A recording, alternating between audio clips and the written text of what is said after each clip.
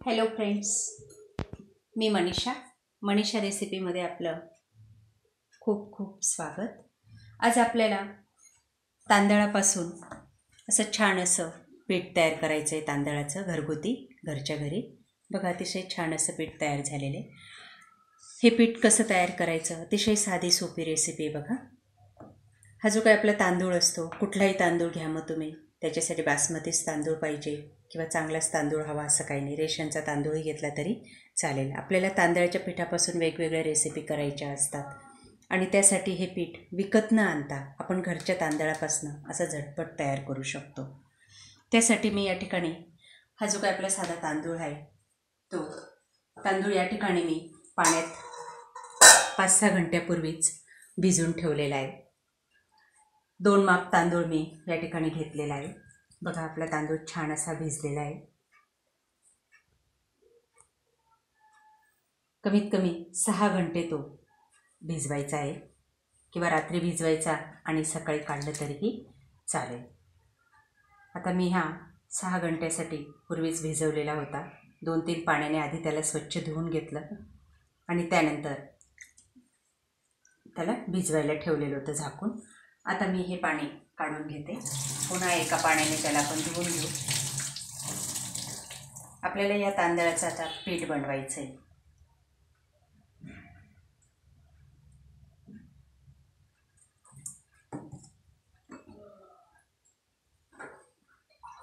पुन्हा एका पाण्याने तो आपण ना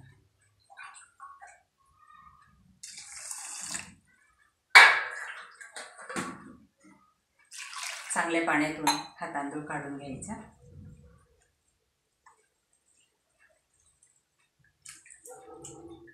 बघा, स्वच्छ पाणी निघतंय आपल्याला. आपले तांदूळ जर खडे असतील तर ओळून घ्यायचं आहे. या ठिकाणी मी एक कढई ठेवलेली आणि ही जाळी आहे बारीक. तुम्ही कुठली प्लॅस्टिकची जाळी वापरू शकता. हा तांदूळ आपण या ठिकाणी या पद्धतीने रोवून काढून ठेवायचा आहे. तांदूळ हे अखंडच पाहिजे असं काही नाही. आपण जे काही तांदळाचं बारीक तांदूळ असेल गाळांचा, तोही वापरला तरी चालेल पीठ तयार करण्यासाठी.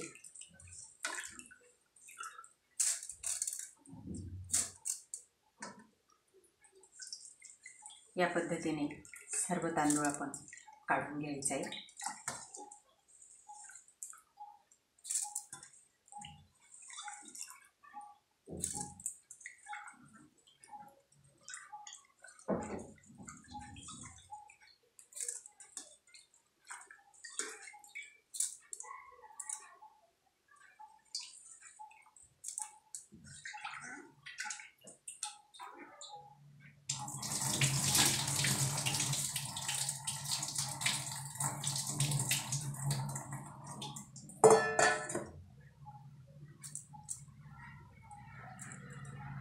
आता याच्यातलं सर्व पाणी नितरून घ्यायचे.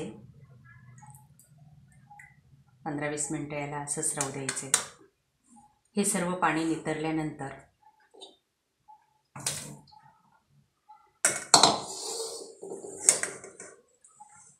आपल्याला हा जो काही तांदूळ आहे, हा तांदूळ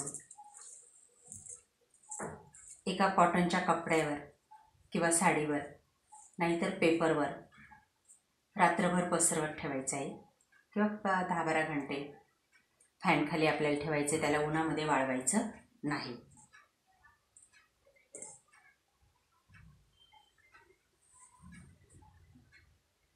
पंधरा 20 मिनटं झालेली आहेत. आपला तांदूळ छान अशापैकी नितरला होता. त्यानंतर मी या पेपरवर तो तांदूळ पसरवून ठेवला होता. रात्रभर तो फॅनखाली राहिला. आता छान असा कोरडा झाला आहे बघा.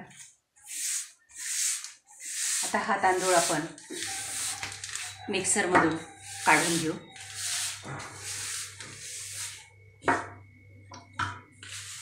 या ठिकाणी मी मिक्सरच्या भांड्यामध्ये तांदूळ टाकते आणि याचं आपण पीठ तयार करून घ्यायचे. मिक्सरमध्ये व्यवस्थित हलवून घ्यायचे. पाहूया आपलं आता हे पीठ कसं तयार झालं. बघा, छान असं झालेलं आहे. आता आपण हे चाळणीने गाळून घेऊ.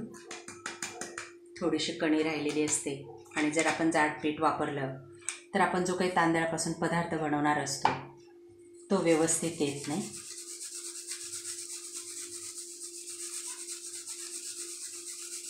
या पद्धतीने आपण सर्व तांदूळ व्यवस्थितरित्या गाळून घ्यायचं आहे आणि आपलं तांदळाचं पीठ हे तयार करायचं आहे. बारीक चाळणीचा वापर करायचा. सोजीची चाळणी आपण त्याला म्हणतो. हे जाड थोडंसं राहिलेलं असतं ते पुन्हा आपण मिक्सरच्या भांड्यामध्ये टाकून हलवून घ्यायचं आहे आणि पुन्हा ते गाळून घ्यायचं आहे आणि शेवटी थोडंसं जाड पीठ उरतं ते टाकून द्यायचं. ते आपण पिठामध्ये मिक्स करायचं नाही.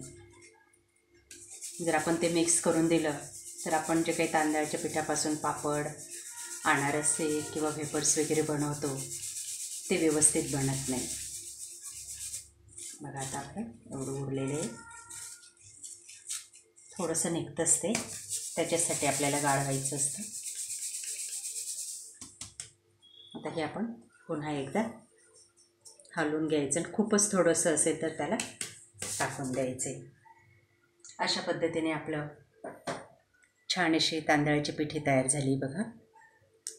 यापासून आपण हवा तो पदार्थ बनवू शकतो. Thank you friends. आपल्याला हा रेसिपी आवडला असेल तर व्हिडिओला लाईक करा, शेअर करा.